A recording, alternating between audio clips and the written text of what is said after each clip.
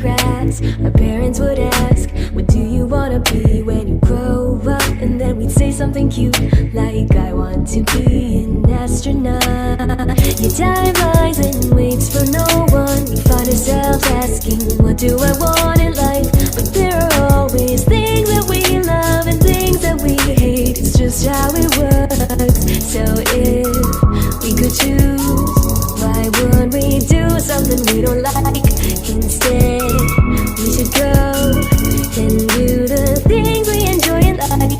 'Cause then, when we're old, we can look back and remember that this is how we all found ourselves and move onward.